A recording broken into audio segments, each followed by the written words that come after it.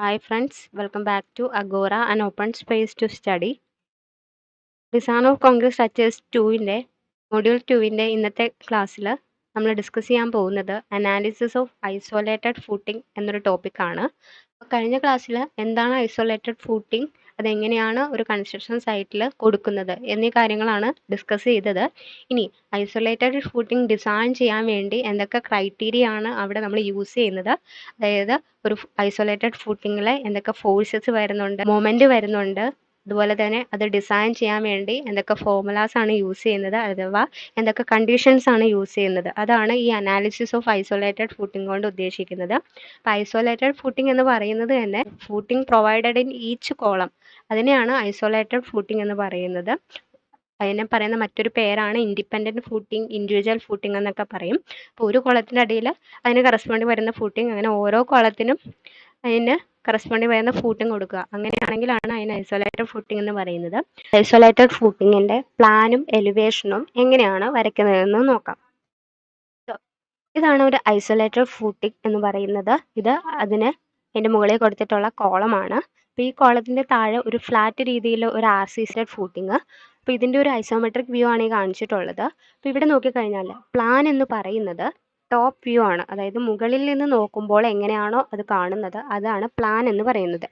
Elevation എന്ന് പറയുന്നത് അതിൻ്റെ ഫ്രണ്ട് വ്യൂ ആണ്. സെക്ഷൻ എന്ന് പറയുന്നത് അതിൽ ഏതെങ്കിലും ഒരു ഡയറക്ഷന് കട്ട് ചെയ്ത് കഴിഞ്ഞാൽ അതെങ്ങനെയാണ് കാണുന്നത്, അതിനെയാണ് സെക്ഷൻ എന്ന് പറയുന്നത്. അപ്പോൾ ഈ ഒരു കോളത്തെ നോക്കിക്കഴിഞ്ഞാൽ ഇതിൻ്റെ ടോപ്പിൽ നിന്ന് നോക്കുമ്പോൾ നമുക്ക് കാണാൻ പറ്റുന്നത് ഈ ഒരു രീതിക്കായിരിക്കും.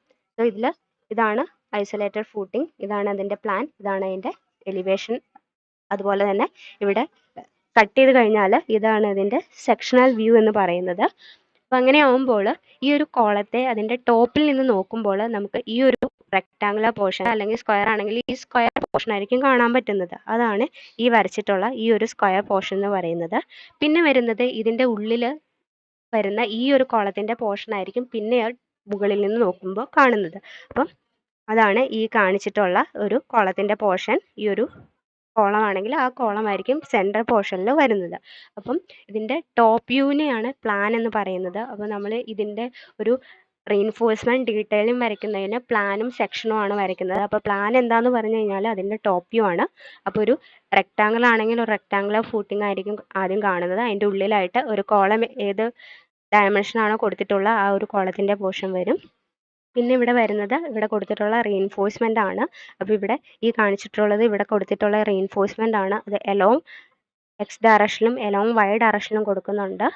അതാണ് ഈ കാണിച്ചിട്ടുള്ളത്. ഈ ഒരു രീതിക്കായിരിക്കും ഇവിടുത്തെ റീൻഫോഴ്സ്മെൻറ്റ് ഡീറ്റെയിലിംഗ് കാണിക്കേണ്ടത്. അപ്പോൾ ഇവിടെ എത്രയാണോ ആ ഒരു ഫൂട്ടിങ്ങിൻ്റെ ഡയമെൻഷൻ അതെല്ലാം മാർക്ക് ചെയ്യണം.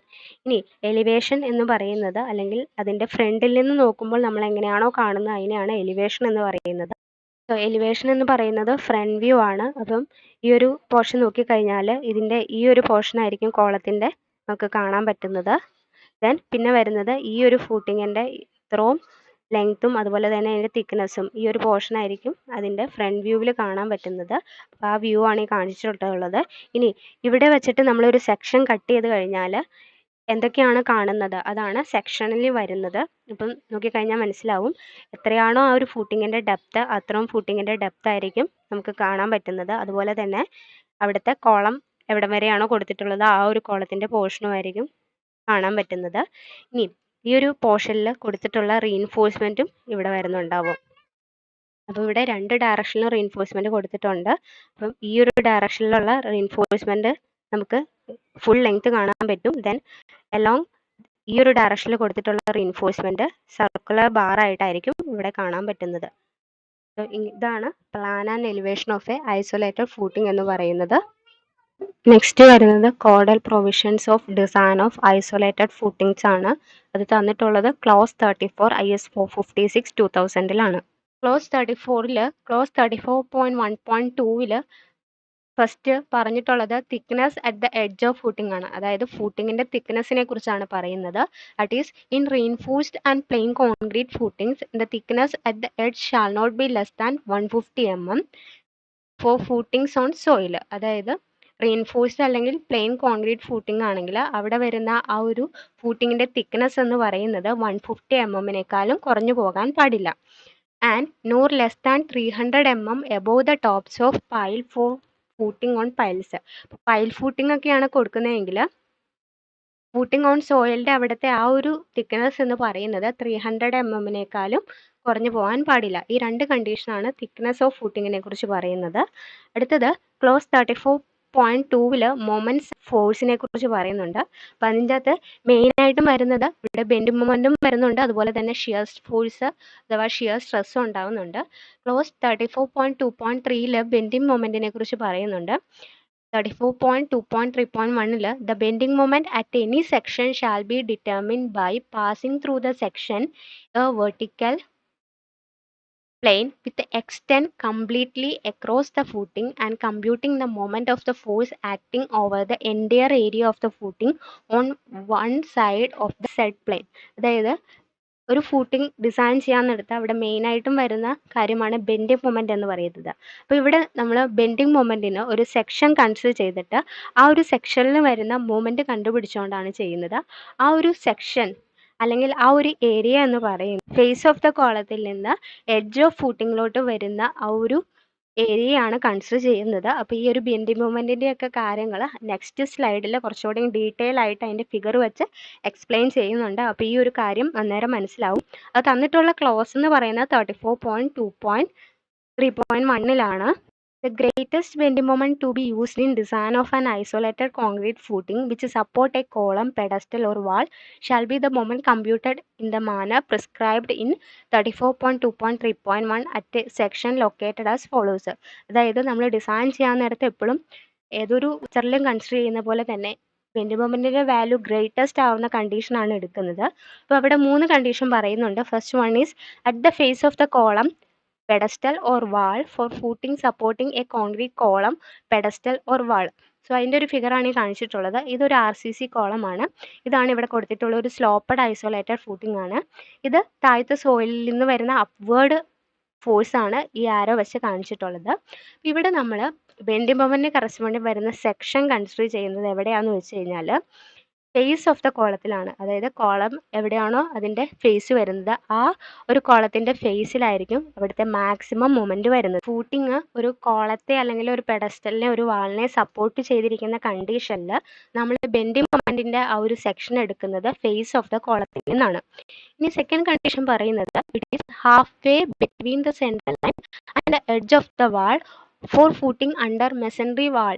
അതായത് ഫൂട്ടിംഗ് അണ്ടർ മെസൻട്രി വാളാണെങ്കിൽ ഇവിടുത്തെ സെക്കൻഡ് ഈ ഒരു ഫിഗർ കാണിച്ചിട്ടുള്ളത് ഇതൊരു വാളാണ് ഈ കാണിച്ചിട്ടുള്ളത്. ഇതൊരു ബ്രിക്ക് മെസൻട്രി കൊണ്ട് ഉണ്ടാക്കിയ ഒരു വാളാണ് എന്ന് കൺസിഡർ ചെയ്യുക. അപ്പോൾ ഇവിടെ നമ്മൾ ബെൻഡിങ് മൊമെൻറ്റിൻ്റെ ആ ഒരു സെക്ഷൻ കൺസിഡർ ചെയ്യുന്നത് half way between the central line and the edge of the വാൾ. അതായത് എഡ്ജ് ഓഫ് ദ വാളിൽ നിന്ന് ഇതിൻ്റെ സെൻട്രൽ ലൈനിൻ്റെ ഹാഫിലായിരിക്കും ആ ഒരു സെക്ഷൻ കൺസിഡർ ചെയ്യുന്നത്. അപ്പോൾ ഈ രണ്ട് സൈഡിൽ നിന്നും വരും, അതാണ് ഈ കാണിച്ചിട്ടുള്ളത്. അപ്പോൾ ഈ ഒരു ഡിസ്റ്റൻസിൻ്റെ സെൻറ്ററിലായിട്ടായിരിക്കും ഇവിടുത്തെ സെക്ഷൻ കൺസിഡർ ചെയ്യുന്നത്. അതായത് ഈ ഒരു സെക്ഷന് കറസ്പോണ്ടിങ് ആയിട്ടായിരിക്കും ബെൻഡിങ് മൊമെൻറ്റ് കണ്ടുപിടിക്കുന്നത്. And third condition, halfway between the face of the column or pedestal and the edge of the gusseted base for footing under gusseted base. എന്തെങ്കിലും ഒരു ഗസറ്റഡ് ബേസ്, അതായത് ഒരു സ്റ്റീലിൻ്റെയൊക്കെ ഒരു ബേസിൻ്റെ അടിയിലാണ് ഫൂട്ടിംഗ് കൊടുക്കുന്നതെങ്കിൽ അവിടെയും ഇതുപോലെ തന്നെ half way between the face of the column അല്ലെങ്കിൽ പെഡസ്റ്റൽ ആണ് കൺസിഡർ ചെയ്യുന്നത്. ഈ കാര്യങ്ങൾ മനസ്സിലാക്കുക. ഫൂട്ടിങ് ഒരു കോളത്തെ അല്ലെങ്കിൽ ഒരു പെഡസ്റ്റലിലോ വാളിനെയോ സപ്പോർട്ട് ചെയ്താണ് കൊടുക്കുന്നതെങ്കിൽ അവിടെ നമ്മൾ ഫേസ് ഓഫ് ദ കോളം ആയിരിക്കും സെക്ഷനായിട്ട് എടുക്കുന്നത്.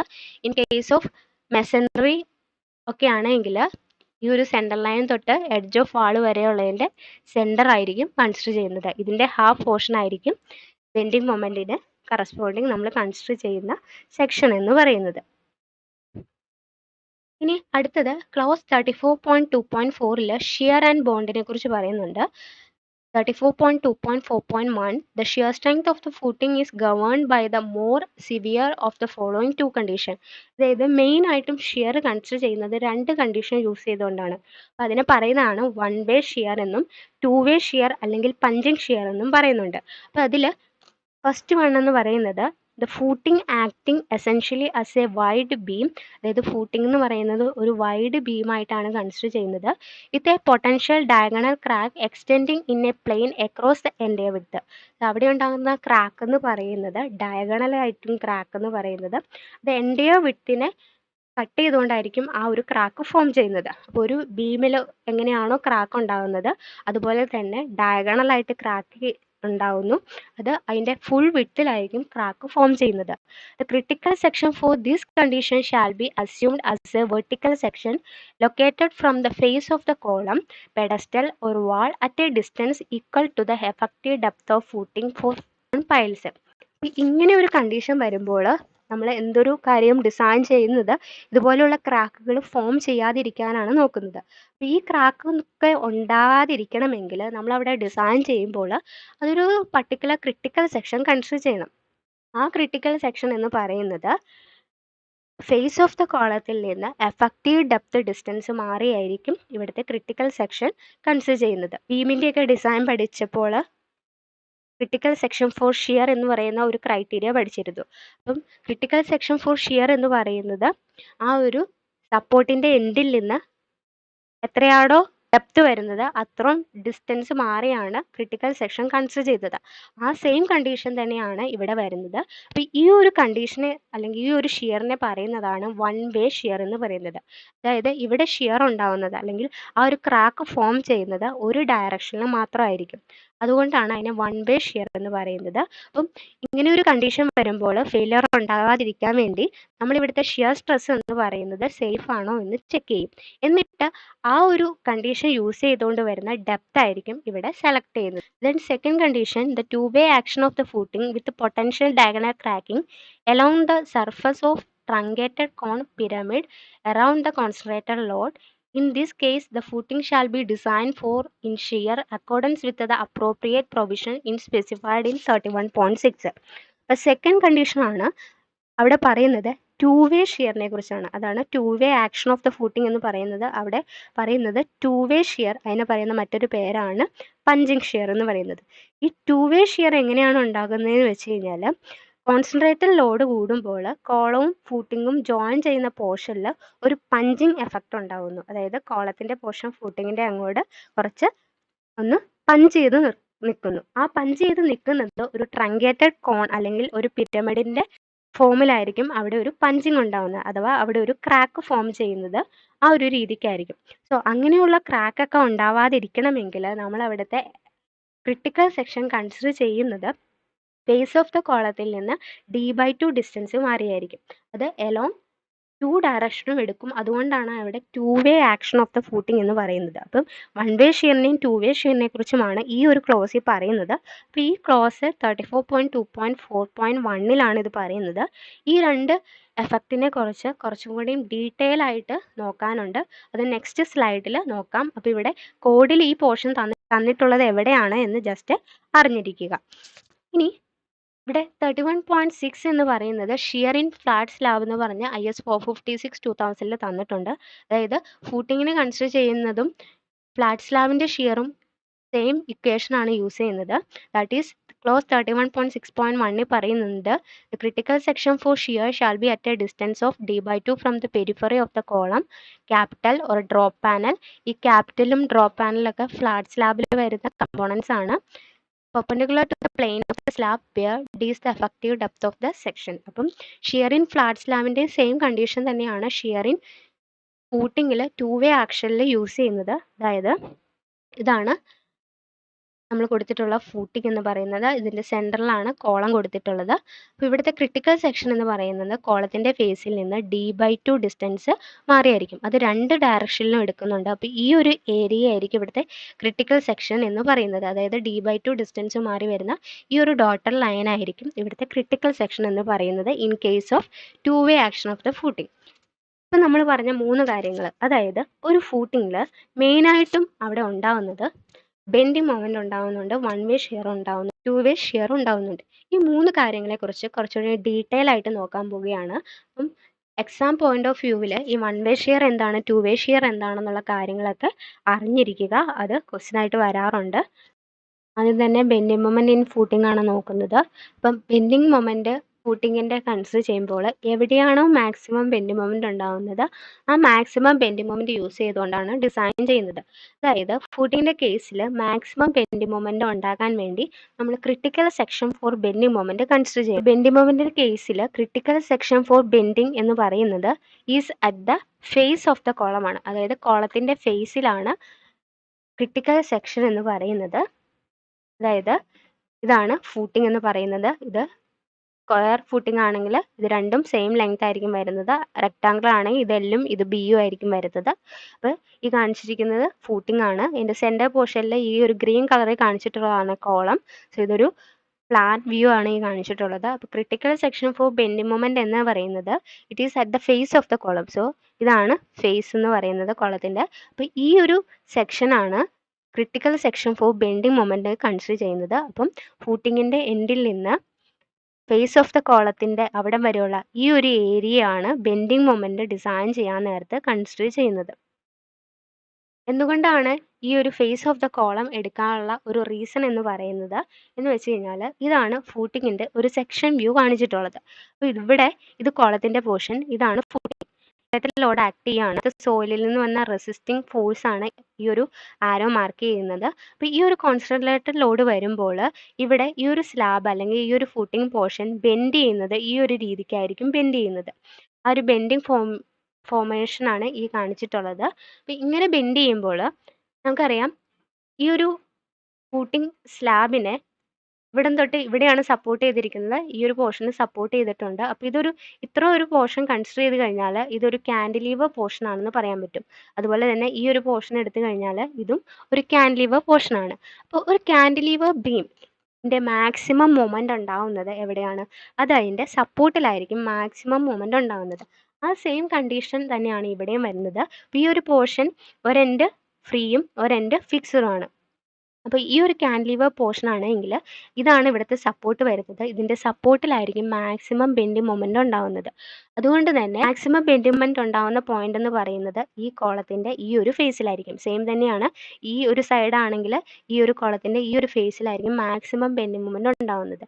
അതുകൊണ്ടാണ് ഇവിടെ ബെൻഡിങ് മൊമെൻറ്റിന് കറസ്പോണ്ടിങ് വരുന്ന ക്രിട്ടിക്കൽ സെക്ഷൻ എന്ന് പറയുന്നത് ഫേസ് ഓഫ് ദ കോളം എടുത്തിട്ടുള്ളത്. അപ്പോൾ ഫേസ് ഓഫ് ദ കോളത്തിൽ നിന്ന് ഫൂട്ടിങ്ങിൻ്റെ അവിടം വരെയുള്ള ആ ഒരു ഏരിയ ആണ് critical section for bending moment എന്ന് പറയുന്നത്. അപ്പോൾ അത് എടുക്കാനുള്ള ഒരു റീസൺ ഇതാണ്.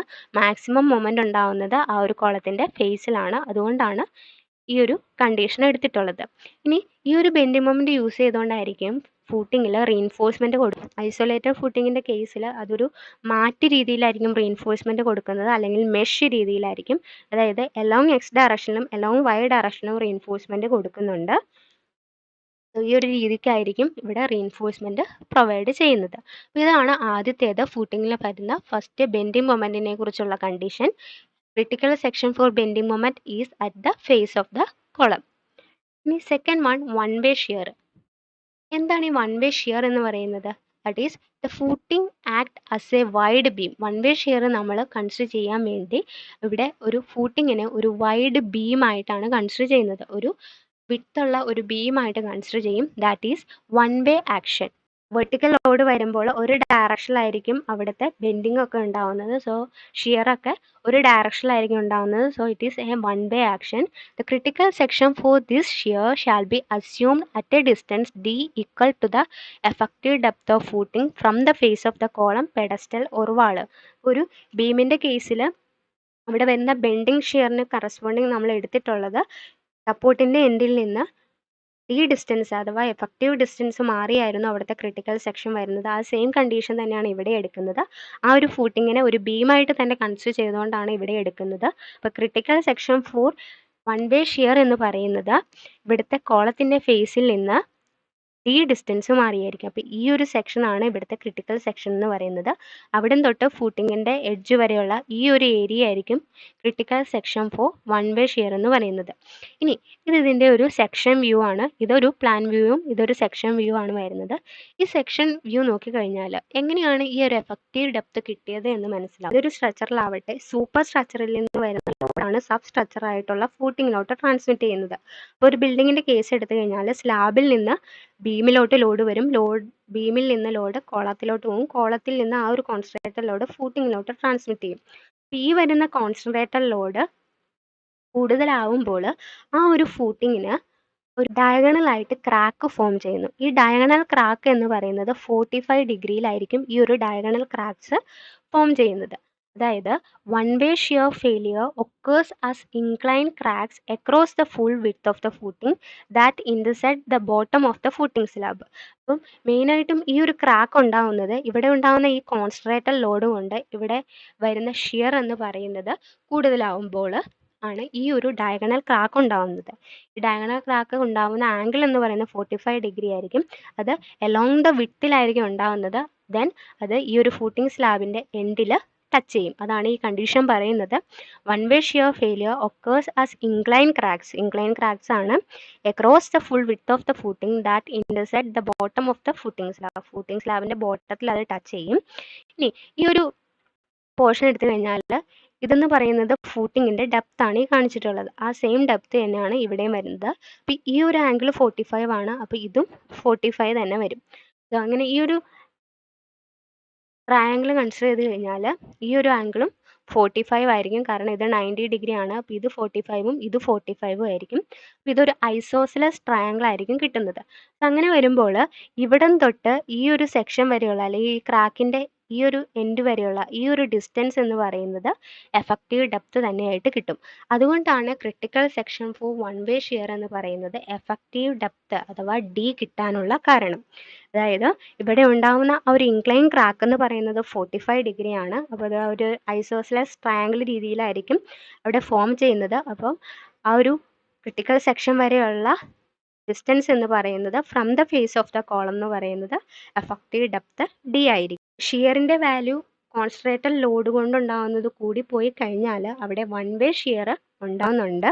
അതായത് എലോങ് വൺ ഡയറക്ഷനിൽ മാത്രമേ ഈ ഒരു ഫെയിലിയർ ഉണ്ടാവുന്നു. ഒരു ഫെയിലിയർ ഉണ്ടാവാതിരിക്കാൻ വേണ്ടി ഫൂട്ടിംഗ് എന്ന് പറയുന്നത് വൺ വേ ഷിയറിന് സേഫ് ആണോ എന്ന് ചെക്ക് ചെയ്യണം. അപ്പോൾ ആദ്യത്തെ കണ്ടീഷൻ അനുസരിച്ച് ബെൻഡിങ് മൊമെൻറ്റിന് സേഫ് ആയിരിക്കണം. രണ്ടാമത്തെ കണ്ടീഷൻ അനുസരിച്ച് വൺ വേ ഷിയറിന് സേഫ് ആയിട്ടുള്ള ഒരു ഡെപ്ത് വേണം ഇവിടെ സെലക്ട് ചെയ്യാൻ. Third one, two way shear or it is also known as punching shear. എന്താണ് ഈ ടു വേ ഷിയർ അല്ലെങ്കിൽ പഞ്ചിങ് ഷിയർ എന്ന് പറയുന്നത്? That is it is a type of failure mechanism in structural members due to shear under the action of concentrated load. ഇതെന്ന് പറയുന്നത് ഒരു failure mechanism ആണ്. എന്തുകൊണ്ടാണ് ഇത് ഉണ്ടാകുന്നതെന്ന് വെച്ച് കഴിഞ്ഞാൽ കോൺസെൻട്രേറ്റഡ് ലോഡിൻ്റെ ഷിയറിൻ്റെ വാല്യൂ കൂടുമ്പോഴാണ്, അതായത് ഒരു കോളത്തിൽ നിന്ന് ഫൂട്ടിങ്ങിലോട്ട് ഒരു കോൺസെൻട്രേറ്റഡ് ലോഡാണ് വരുന്നത്. അപ്പോൾ ആ ഒരു കോൺസെൻട്രേറ്റഡ് ലോഡ് കൊണ്ടുണ്ടാകുന്ന ഷിയർ ആ ഒരു സ്ട്രക്ചറൽ മെമ്പറിൻ്റെ ഷിയർ ഫോഴ്സിനേക്കാളും കൂടിക്കഴിഞ്ഞാൽ ഇങ്ങനെ ഒരു ഫെയിലിയർ ഉണ്ടാവും. The column rests on the footing tends to punch through the footing due to shear stress that act around the footing. The fracture forms a truncated pyramid type failure. അതായത് column ഒരു ഫൂട്ടിങ്ങിൽ rest ചെയ്തിരിക്കുകയായിരിക്കും. അപ്പോൾ ഇവിടെ ഉണ്ടാകുന്ന ആ ഒരു shear സ്ട്രെസ്സിൻ്റെ value കൂടിപ്പോയി കഴിയുമ്പോൾ ഈ കോളം എന്ന് പറയുന്നത് ഈ ഫൂട്ടിങ്ങിലോട്ട് ഒരു പഞ്ചിങ് എഫക്റ്റ് ഉണ്ടാവും. ആ ഒരു പഞ്ച് അല്ലെങ്കിൽ അവിടെ ഉണ്ടാകുന്ന ഒരു ഫ്രാക്ചർ എന്ന് പറയുന്നത് ഒരു ട്രങ്കേറ്റഡ് പിരമിഡ് ടൈപ്പ് ഫെയിലിയർ ആയിരിക്കും ഉണ്ടാകുന്നത്. സോ ഈ ഒരു ഇമേജ് നോക്കിക്കഴിഞ്ഞാൽ കുറച്ചുകൂടി മനസ്സിലാവും. ദാറ്റ് ഇതൊരു കോളമാണ്, അവിടെ ഉണ്ടാകുന്ന കോൺസെൻട്രേറ്റഡ് ലോഡാണ് പി. ഈ പി കൊണ്ടുണ്ടാകുന്ന ഷിയർ സ്ട്രെസ്സിൻ്റെ വാല്യൂ കൂടി കഴിയുമ്പോൾ ഈ ഒരു സ്ട്രക്ചറൽ മെമ്പറിന്, അതായത് ഈ അടിയിൽ വരുന്ന ഈ ഫൂട്ടിങ്ങിൻ്റെ ഷിയർ സ്ട്രെസ്സിൻ്റെ വാല്യൂ കുറവാണെങ്കിൽ ഈ ഒരു ഷിയറിനെ താങ്ങാനുള്ള കപ്പാസിറ്റി ഈ ഒരു ഫൂട്ടിങ്ങിൻ്റെ ഉണ്ടാവില്ല. അങ്ങനെ വരുമ്പോൾ ഈ കോളത്തിൻ്റെ പോർഷൻ ഈ ഫൂട്ടിങ്ങിൻ്റെ ഉള്ളിലോട്ട് ഈ ഒരു രീതിയിലായിട്ട് ഒരു ഫെയിലിയർ ഇവിടെ ഫോം ചെയ്യുന്നു. ഈ ഒരു ഫെയിലിയറിൻ്റെ പാറ്റേൺ ആണ് ട്രങ്കേറ്റഡ് പിരമിഡ് ടൈപ്പ് ഫെയിലിയർ ആയിരിക്കും ഉണ്ടാകുന്നത്. ഇത് രണ്ട് ഡയറക്ഷനിൽ ഉണ്ടാകുന്നുണ്ട്, അതായത് ഈ ഡയറക്ഷനിൽ ഉണ്ടാകുന്നുണ്ട്, അതുപോലെ തന്നെ ഈ ഡയറക്ഷനിൽ ഉണ്ടാകുന്നുണ്ട്. അതുകൊണ്ടാണ് ഇതിനെ ടു വേ ഷിയർ എന്ന് പറയുന്നത്. ടു വേ ആക്ഷൻ ആണ് ഇവിടെ ഉണ്ടാകുന്നത്. സെയിം തന്നെ ഒരു പ്രാക്ടിക്കലി ഒരു എക്സാമ്പിൾ ആണ്. ഇതൊരു കോളം പോർഷൻ, ഇതാണ് ഇവിടുത്തെ ഫൂട്ടിങ്. ഇവിടെ നോക്കിക്കഴിഞ്ഞാൽ മനസ്സിലാവും ഇങ്ങനൊരു ഡയറക്ഷനിലാണ് ഇവിടെ ക്രാക്ക് ഫോം ചെയ്തിരിക്കുന്നത്. സോ ഇതിനെയാണ് പഞ്ചിങ് ഷിയർ എന്ന് പറയുന്നത്. സെയിം തന്നെയാണ് ഇത്. ഇവിടെ നോക്കിക്കഴിഞ്ഞാൽ മനസ്സിലാവും ഇത് ഈ ഒരു കോളം ഈ താഴത്തോട്ട് ഫൂട്ടിങ്ങിൻ്റെ അടിയിലോട്ട് ഒന്ന് പഞ്ച് ചെയ്ത് പോയതിൻ്റെ ഫലമായിട്ടാണ് ഇവിടെ ചെറിയ ചെറിയ ക്രാക്സ് ഒക്കെ ഫോം ചെയ്തിരിക്കുന്നത്.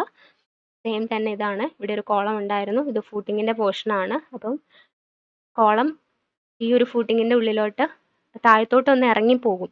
ആ ഒരു എഫക്റ്റാണ് പഞ്ചിങ് എന്ന് പറയുന്നത്. ഒരു പേപ്പറിനൊക്കെ പഞ്ച് ചെയ്യുക എന്ന് പറയുന്നതിൻ്റെ സെയിം തന്നെയാണ് ഇവിടെയും വരുന്നത്. ഒരു പ്രസ്സിങ് ആണ് അവിടെ ഉണ്ടാകുന്നത്. പഞ്ചിങ് ഷിയർ ഉണ്ടാകാതെ ഇരിക്കാനുള്ള കണ്ടീഷനും കൂടി അവിടെ എടുത്തുകൊണ്ട് വേണം ഡിസൈൻ ചെയ്യാൻ. എന്തുകൊണ്ടാണ് പഞ്ചിങ് ഫെയിലിയർ ഒക്കർ ചെയ്യുന്നത് എന്ന് വെച്ച് കഴിഞ്ഞാൽ, when concentrated load acting on the surface of the structural members, the shear strength of the concentrated load exceeds the shear strength of the structural members, then the structural members fail in shear or concentrated load punch through it. കൊണ്ടുണ്ടാകുന്ന shear സ്ട്രെങ്ത്തിൻ്റെ value ആ ഒരു structural മെമ്പറിൻ്റെ shear സ്ട്രെങ്ത്തിനേക്കാളും കൂടിപ്പോയി കഴിയുമ്പോൾ ആ ഒരു structure shear മൂലം ഫെയിലായി പോകുന്നു. അല്ലെങ്കിൽ ആ ഒരു കോൺസെൻട്രേറ്റഡ് ലോഡ് കൊണ്ട് ആ ഒരു കോളം ആ ഒരു ഫൂട്ടിങ്ങിലോട്ട് പഞ്ചിങ് എഫക്റ്റ് ഉണ്ടാകുന്നു. ഇങ്ങനെയാണ് ഒരു പഞ്ചിങ് ഫെയിലിയർ ഒക്കർ ചെയ്യാനുള്ള ഒരു കാരണം എന്ന് പറയുന്നത്. ഇനി ടു വേ ഷിയറിന് നമ്മൾ കൺസിഡർ ചെയ്യുന്ന ആ ഒരു ക്രിട്ടിക്കൽ സെക്ഷൻ എന്ന് പറയുന്നത്, critical section for two way shear is at a distance of d/2 from the face of the column. d/2 distance മാറിയായിട്ട് ആയിരിക്കും critical section for two way shear വരുന്നത്. അതായത് ഇതാണ് ഒരു പ്ലാൻ വ്യൂ എന്ന് പറയുന്നത്. ഇത് ലെങ്ത്തും ഇത് ബ്രെഡ്ത്തും ആണ്. ഈ കാണിച്ചിട്ടുള്ളതാണ് ഇവിടുത്തെ കോളം. അതായത് കോളത്തിൽ ആക്ട് ചെയ്യുന്നതാണ് പി യു എന്ന് പറയുന്ന ലോഡ്. ദെൻ ഇവിടെ നമ്മൾ എടുക്കുന്നത് d/2 distance from the face of the കോളമാണ്. അതായത് പെരിഫറിയിലോട്ട്, അതായത് എല്ലാ സൈഡിൽ നിന്നും d/2 ഡിസ്റ്റൻസ് മാറി ഇതായിരിക്കും ടു വേ ഷിയറിന് കറസ്പോണ്ടിങ് വരുന്ന ഒരു ക്രിട്ടിക്കൽ സെക്ഷൻ. ഈ കാര്യം കോഡിൽ തന്നിട്ടുണ്ട്. സെയിം തന്നെയാണ് ഇവിടെ. സോ ഇതാണ് പഞ്ചിങ് ഫെയിലിയർ എന്ന് പറയുന്നത്. ഇങ്ങനെ ഒരു ട്രങ്കേറ്റഡ് കോൺ ഷേപ്പിലായിരിക്കും ഇവിടെ ഫെയിലിയർ ഉണ്ടാവുന്നത്. സോ ഈ ഒരു സെക്ഷൻ കൺസിഡർ ചെയ്യുന്നത് ഫേസ് ഓഫ് ദ കോളത്തിൽ നിന്ന് d/2 ഡിസ്റ്റൻസ് മാറിയായിരിക്കും. അതായത് ഈ ഒരു റെക്ടാങ്കിൾ പോർഷൻ്റെ പുറമെ വരുന്ന ഈ ഒരു ഏരിയ ആയിരിക്കും ടു വേ ഷിയർ കണ്ടുപിടിക്കാൻ വേണ്ടി യൂസ് ചെയ്യുന്നത്. ഇപ്പം മെയിനായിട്ടും പഠിച്ചത് ഫൂട്ടിങ്ങിൽ 3 കാര്യങ്ങളാണ് മെയിനായിട്ടും ഉണ്ടാവുന്നത്, അല്ലെങ്കിൽ 3 രീതിയിൽ ഫെയിലിയർ ഉണ്ടാവും. ഒന്ന് ബെൻഡിങ് മൊമെൻ്റ് കൊണ്ട്, ദെൻ വൺ വേ ഷിയർ കൊണ്ട്, ദെൻ ടു വേ ഷിയർ കൊണ്ട്. അപ്പം critical section for bending moment എന്ന് പറയുന്നത് ഫേസ് ഓഫ് ദ കോളമാണ്. Critical section for one way shear എന്ന് പറയുന്നത് ഫേസ് ഓഫ് ദ കോളത്തിൽ നിന്ന് d ഡിസ്റ്റൻസ് മാറിയാണ് വരുന്നത്. Critical section for punching shear എന്ന് പറയുന്നത് ഫേസ് ഓഫ് ദ കോളത്തിൽ നിന്ന് d/2 ഡിസ്റ്റൻസ് മാറിയായിരിക്കും വരുന്നത്. അപ്പോൾ ഇതാണ് ഫൂട്ടിങ്ങിൽ ഡിസൈൻ ചെയ്യുമ്പോൾ ഈ 3 കാര്യങ്ങൾ കൺസിഡർ ചെയ്തുകൊണ്ടാണ് ഫൂട്ടിങ് ഡിസൈൻ ചെയ്യുന്നത്. Then shear stress calculation. അപ്പോൾ ഇവിടെ വരുന്ന വൺ വേ ഷിയറും ടു വേ ഷിയറൊക്കെ കണ്ടുപിടിക്കാൻ വേണ്ടി നമ്മൾ യൂസ് ചെയ്യുന്ന ഷിയർ സ്ട്രെസ് വാല്യൂ എങ്ങനെയാണെന്ന് വെച്ച് കഴിഞ്ഞാൽ, ക്ലോസ് 31.6.2 പേജ് 59 തന്നിട്ടുള്ളത്. Calculation of shear stress. The shear stress tau v shall be the sum of the values calculated according to 31.6.2.1 and 31.6.2.2. The nominal shear stress in flat slab. ഈ flat സ്ലാബിൻ്റെ same condition തന്നെയാണ് ഫൂട്ടിങ്ങിൻ്റെ കേസിലും വരുന്നത്. അതായത് flat സ്ലാബിൻ്റെ കേസിലും അവിടെ to way shear അല്ലെങ്കിൽ punching shear ഉണ്ടാവും. And the nominal shear stress is taken as tau v is equal to V/BUD, where V is the shear force due to design load and B is the periphery of the critical section and D is the effective depth. So ഈ ഒരു equation use ചെയ്തുകൊണ്ടാണ് ഇവിടെ വരുന്ന nominal shear stress കണ്ടുപിടിക്കുന്നത്. Then permissible shear stress എന്ന് പറയുന്നത് close 31.6.3.1 പറയുന്നുണ്ട്. When shear reinforcement is not provided, the calculated shear stress at the critical section shall not exceed KS tau c. അതായത് KS tau c എന്ന് പറയുന്നതിനേക്കാളും കൂടി പോകുന്നില്ല എങ്കിൽ അവിടെ ഷിയർ റീൻഫോഴ്സ്മെൻറ്റ് കൊടുക്കണ്ട. വേർ KS എന്ന് പറയുന്നത് 0.5 പ്ലസ് ബീറ്റ സി ആണ്, but not greater than 1. Beta C being the ratio of short side to long side of the column or capital. tau c എന്ന് പറയുന്നത് 0.25 root FCK in limit state method of design and 0.16 root FCK in working stress method of design. അപ്പം shear stress calculate ചെയ്യാൻ വേണ്ടി use ചെയ്യുന്ന ഇക്വേഷനെ കുറിച്ചാണ് close 31.6.2 close 31.6.3 പറഞ്ഞിട്ടുള്ളത്. ഈ കാര്യങ്ങൾ ഡിസൈൻ ചെയ്യുമ്പോൾ ഈ ഇക്വേഷനിൽ എങ്ങനെയാണ് ഈ വാല്യൂസ് ഒക്കെ ഇട്ട് കൊടുക്കുന്നത് എന്ന് നോക്കാം. So for isolated footing, shear stress at critical section എന്ന് പറയുന്നത് it should not exceed KS tau c ആണ്. നെക്സ്റ്റ് വരുന്നത് ഇവിടെ കൊടുക്കുന്ന ടെൻസൈൽ റീൻഫോഴ്സ്മെൻറ്റിനെ കുറിച്ചാണ്. ഇത് പറഞ്ഞിട്ടുള്ളത് close 34.3 page 65 tensile reinforcement. That is, the tensile reinforcement shall be distributed across the corresponding resisting section as given below.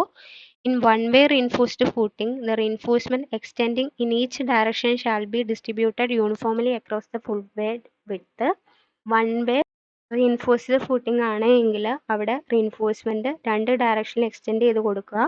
To വേ ആണ് എങ്കിൽ സെയിം തന്നെ റീഇൻഫോഴ്സ്മെൻറ്റ് രണ്ട് ഡയറക്ഷനിലും ഈക്വലി ഡിസ്ട്രിബ്യൂട്ട് ചെയ്തിട്ട് ഫുൾ വിഡ്ത്ത് ഓഫ് ദ ഫൂട്ടിങ്ങിൽ കൊടുക്കുക. ഇനി to way reinforced rectangular footing ആണ് എങ്കിൽ, square ഫൂട്ടിങ്ങിനെയാണ് condition പറഞ്ഞത്, ഇനി റെക്ടാങ്കുലർ ഫൂട്ടിംഗ് ആണ് എങ്കിൽ അവിടെ ഒരു സെൻട്രൽ ബാൻഡ് ആയിട്ട് കൺസിഡർ ചെയ്യുന്നുണ്ട്. That is in to way reinforced rectangular footing the reinforcement in the longer direction shall be distributed uniformly across the full width of the footing for reinforcement in the shorter direction. ഇത് longer ഡയറക്ഷനിൽ reinforcement distribute ചെയ്ത് കൊടുക്കുക. Shorter ഡയറക്ഷനിലാണ് എങ്കിൽ a central band equal to the width of the footing shall be marked along the length of the footing. ഫൂട്ടിങ്ങിൻ്റെ ലെങ്ത്തിനനുസരിച്ച് എത്രയാണോ ഫൂട്ടിങ്ങിന് വിഡ്ത്ത് വരുന്നത് ആ വിഡ്ത്തായിട്ട് ഒരു സെൻട്രൽ ബാൻഡ് കൺസിഡർ ചെയ്യുക. എന്നിട്ട് and portion of the reinforcement determine in accordance with the equation given below. ആ ഒരു സെൻട്രൽ ബാൻഡിലെ റീഇൻഫോഴ്സ്മെൻറ്റ് ഈ ഒരു ഇക്വേഷൻ യൂസ് ചെയ്ത് കണ്ടുപിടിക്കുക. That is reinforcement in central band with divided by total reinforcement in short direction is equal to 2 divided by beta plus 1. Beta is the ratio of long side to short side of the footing. The remainder of the reinforcement shall be uniformly distributed the outer portion of the footing. ബാൻഡിൽ എത്രയാണോ reinforcement കൊടുക്കണേ എന്ന് ഈ equation use ചെയ്തുകൊണ്ട് കണ്ടുപിടിച്ചിട്ട് വേണം ഒരു rectangular ഫൂട്ടിങ്ങിൽ reinforcement കൊടുക്കാൻ. So ഇതാണ് ടെൻസൈൽ റീഇൻഫോഴ്സ്മെൻറ്റിനെ കുറിച്ച് ക്ലോസ് 34.3 പറയുന്നത്. ദെൻ നോമിനൽ റീഇൻഫോഴ്സ്മെൻറ്റ് അല്ലെങ്കിൽ minimum reinforcement close 34.5 page 65 nominal reinforcement that is the nominal reinforcement four concrete section of thickness greater than 1 meter shall be 360 mm² per meter length in each direction on each face.